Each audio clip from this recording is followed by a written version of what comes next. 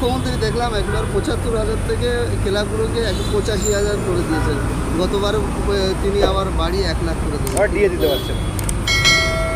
দেখুন, এখন মোদিজি আর মমতা দিদি এর রেসারেসি চলছে কে বড় হিন্দুদের লিডার।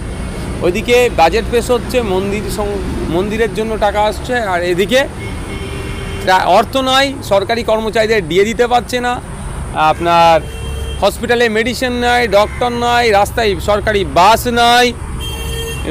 ভাঙড়ের কথা বলছি, ভাঙড়াইমি কাঠের যে পোলগুলো আছে, ব্রিজগুলো আছে, সেগুলোকে পরিবর্তে কংক্রিটের ব্রিজের কথা যখন বলে, যখন বলছি যে টাকা নাই, দেখছি করছে।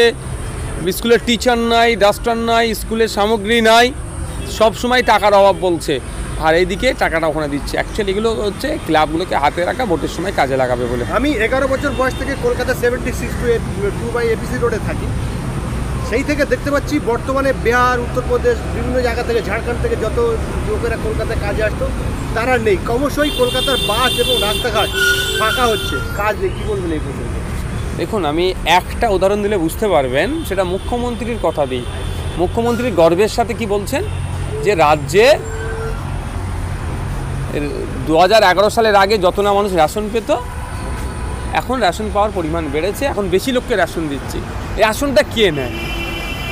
যে স্বাবলম্বী নয়, সে সরকারি রেশন নিয়ে তার জীবনটা চালায়।